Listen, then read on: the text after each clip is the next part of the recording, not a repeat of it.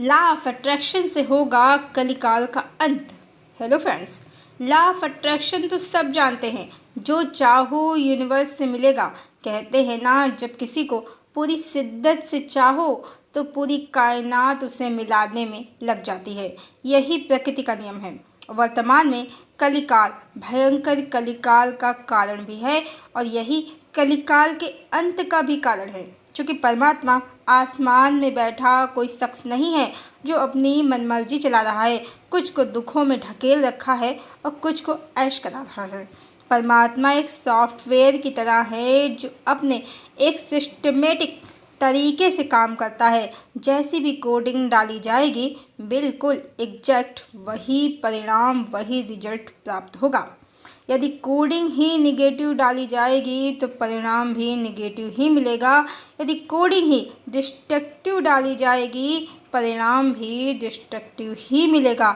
Law of attraction कहता है कि हम जो यूनिवर्स में छोड़ते हैं, डालते हैं, वो 1000 गुना होकर वापस मिलता है।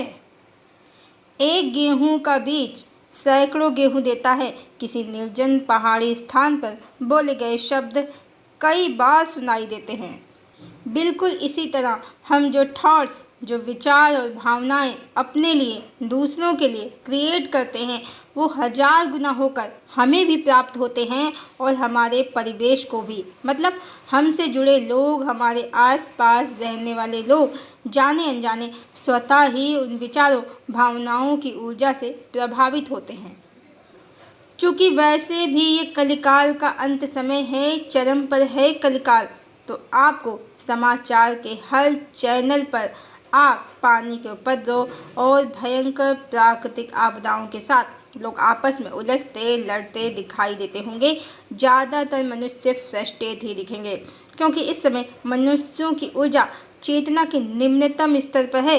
उन्हें उलझनों में सुख मिलता है, नकारात्मकता में ही सुख मिलता है। और ये नकारात्मकता इस समय समाज में हर क्षेत्र में आप बहुत आसानी से देख सकते हैं, समझ सकते हैं। चाहे बिजनेस हो, नौकरी हो, धर्म हो, राजनीति हो, शिक्षा हो या स्वास्थ्य का क्षेत्र, हर क्षेत्र में आप उलझने, परेशानियां और उपद्रव, अराजकता स्पष्ट देख सकते हैं। मनुष्य हर समय लड़ने झगड़ने को तैयार है। रक्तपात मनुष्यों का शौक बन चुका है। सिर्फ मैं ही सही हूँ, बाकी सारा संसार गलत, यही आज हर मनुष्य की सोच है। और इस तरह मनुष्य क्या कर रहे हैं? सिर्फ डिस्ट्रक्शन कहें या विनाश को ही अट्रैक्ट कर रहे हैं। चूँकि इस कलिकाल में दुनिया पूरी तरह से मटेरियलिस्टिक हो चुकी है, बिना आत्मज्ञान के, बिना आध्यात्म के मटेरियलिस्टिक दुनिया जितना सर्वाइव कर सकती थी, अब उसकी लिमिट समाप्त हो चुकी है। क्योंकि परमात्मा एक सॉफ्टवेयर ही है, इसीलिए यूनिवर्स में लगातार कर्ज की ऊर्जा डालते रहने से स्वयं ही प्रकृति अब विकराल हो गई है और वो मनुष्यों को, उनकी सभ्यता को, जो आसुरी ही हो गई है, उसे समाप्त करने को उद्यत हो गई है। इस तरह लॉ ऑफ अट्रैक्शन से स्वयं ही मटेरियलिस्टिक वर्ल्ड का नाश हो जाएगा, जिसके बाद एक नई दुनिया प्रारंभ होगी जो प्रकृतिवादी होगी, भोगवादी नहीं, जहां भौतिक सुखों की अपेक्षा आत्मा के सुख की कामना की जाएगी। सनातन धर्म में जो वैदिक मंत्र हैं, वो प्रकृति की शक्तियों को तो समर्पित हैं ही, उनमें ईश्वर से सदैव शुभकामना ही की गई है।